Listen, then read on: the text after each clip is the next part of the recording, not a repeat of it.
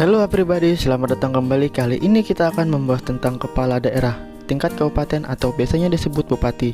Ya, dengan fakta-fakta dan pengetahuan seputar kepala daerah.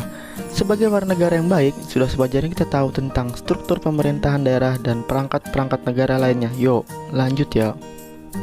Semenjak kemerdekaan, istilah bupati dipakai untuk menggantikan regen seluruh wilayah Indonesia. Pejabat bupati ditetapkan presiden atas usul dari gubernur, dari kabupaten yang bersangkutan dan pertimbangan DPRD. Namun, belakangan ini media sosial banyak yang memberitakan dan mengaitkan bupati dengan KPK. Dikutip dari Tempo.co, di awal tahun terdapat 4 kasus korupsi. Pada Rabu 5 Januari, KPK melakukan OTT dengan mencokok Wali Kota Bekasi Rahmat Effendi. Lalu Bupati Penajam Pasir Utara, Kalimantan Timur, Abdul Ghafur Maksud pada Rabu 12 Januari, serta Bupati Langkat terbit rencana perangin angin pada Selasa 8 Januari. Terbaru, OTT terhadap Hakim Pengadilan Negeri Surabaya, Jawa Timur, Lito Istani Hidayat pada Rabu 19 Januari 2022. Oke Bang, terima kasih penjelasan singkatnya. Jadi gini Bang, sebagai masyarakat awam yang tinggal di lingkungan masyarakat, banyak muncul pertanyaan-pertanyaan. Coba Bang jelaskan secara singkat aja deh.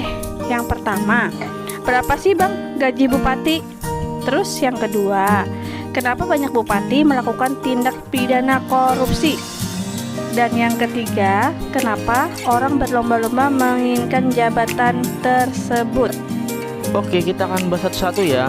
Jadi yang pertama, tahun 2021 dikutip dari CNN Indonesia, gaji bupati tahun 2021 masih sesuai dengan peraturan pemerintah PP nomor 59 tahun 2000. Perubahan PP nomor 9 tahun 1980 tentang hak keuangan atau administrasi kepala daerah atau wakil kepala daerah dan bekas kepala daerah, bekas wakil kepala daerah serta janda atau dudanya.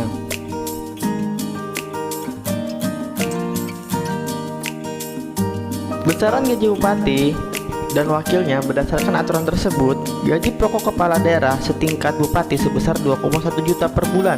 Kemudian, besaran untuk wakil bupati adalah 1,8 juta per bulan.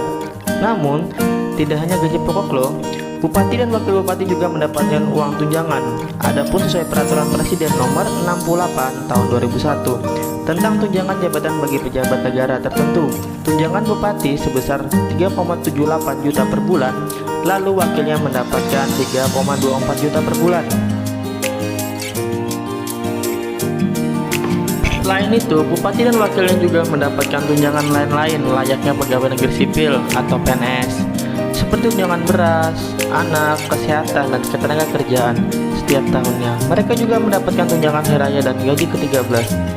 Kemudian berdasarkan PP nomor 109 tahun 2000 tentang kedudukan keuangan kepala daerah dan wakil kepala daerah, bupati dan wakil bupati berhak mendapatkan rumah dinas, kendaraan dinas, dan tanggungan biaya operasional.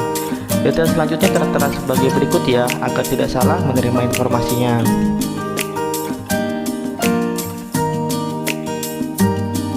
Lanjut, kita akan menjawab pertanyaan nomor 2 ya. Mengutip dari bpkb.go.id, kasus korupsi yang diduga dilakukan oleh kepala daerah masih tergolong tinggi loh. Hal ini didukung oleh pernyataan Menteri Dalam Negeri Tahjo Kumolo menyoroti banyaknya kepala daerah yang tersangkut kasus hukum. Oke, berikut ini adalah faktornya. Yang pertama adalah diskresi kebijakan. Berdasarkan pernyataan dari informan bahwa hak diskresi melekat pada pejabat publik, khususnya kepala daerah. Artinya, diskresi dilakukan karena tidak semua tercakup dalam peraturan diperlukan kebijakan untuk memutuskan sesuatu, sehingga apa yang ditarget itu bisa terpenuhi tanpa harus menunggu adanya aturan yang tersedia. Masalahnya, kemudian diskresi ini dipahami secara sangat luas, sehingga menimbulkan penafsiran sendiri tanpa dasar-dasar yang berlaku.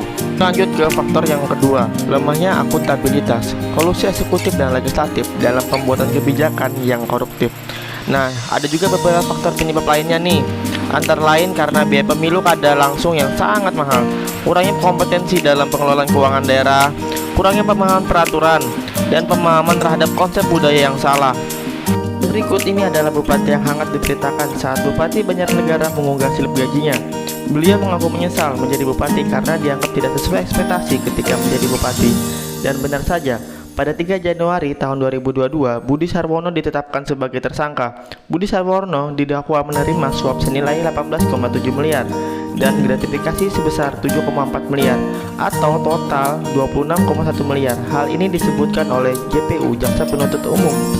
Seperti ini Bapak menganggap kepala daerah berpotensi untuk pasti harus itu, bukan potensi, harus korupsi, Bang. Enggak. kalau gajinya Iya Mas. Berikut adalah Bupati Langkat yang hangat diperbincangkan beberapa hari lalu. Dikutip dari BBC.com, Komnas HAM mengatakan temuan kerangkeng manusia di rumah milik Bupati nonaktif Langkat terbit rencana perangin angin yang terjaring operasi tangkap tangan atau OTT.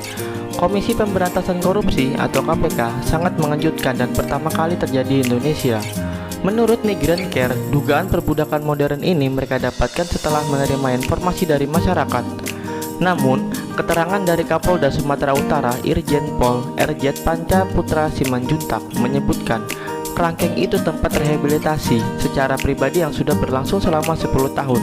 Wah, semoga cepat putus ya di pengadilan kasus ini agar kita mengetahui fakta yang sebenarnya. Dikutip dari idnstime.com, tahun 2016 sampai tahun 2018 terbanyak dalam sejarah OTT KPK. Pada periode ini, jumlah kepala daerah yang tertangkap melakukan korupsi meningkat pesat dari periode 2016 hingga 2018. Jumlahnya mencapai 43 orang. Angka itu terdiri dari 9 orang di tahun 2016, 8 orang di tahun 2017, dan yang paling banyak adalah di tahun 2018, yakni sejumlah 26 orang. Berikut adalah daftar-daftar nama orang tersebut.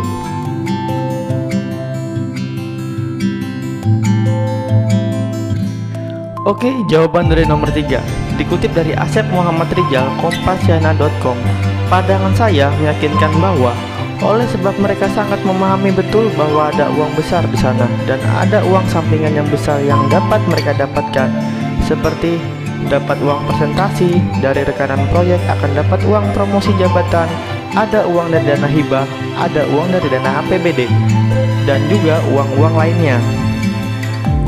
Dengan cara ketika mereka mengesahkan anggaran bersama, DPRD kabupaten atau kota, DPRD provinsi, dan semuanya paham betul bahwa di sana ada dugaan kong kali kong buat membagikan gono gini, sebuah kegiatan yang berduit. Misalnya, di sana ada uang APBD, ada uang dana hibah, ada uang dana promosi jabatan, ada uang gratifikasi, dan banyak lagi suap di setiap tingkat pemerintahan 2 yang dapat mereka mainkan. Dikutip dari jabarprof.go.id, Ahmad Herayawan menegaskan bahwa jabatan ini bukan kemuliaan. Jabatan ini adalah beban dan tanggung jawab, manakala beban dan tanggung jawab ini dilaksanakan dengan amanat baru menjadi kemuliaan. Namun, jika memang benar ingin menjadi pemimpin, jadilah pemimpin yang amanah dan bersama membangun bangsa besar ini. Semoga Indonesia menjadi lebih baik lagi dan melahirkan pemimpin-pemimpin hebat dan dipercaya oleh rakyat.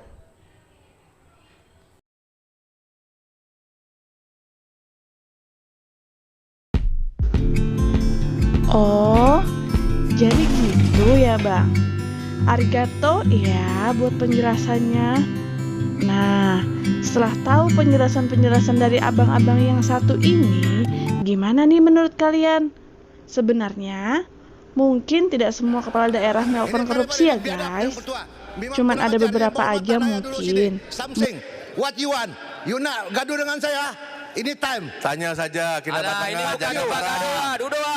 Terima kasih sudah menonton. Jangan lupa subscribe, like, and comment ya. Sampai jumpa di video selanjutnya. Bye-bye.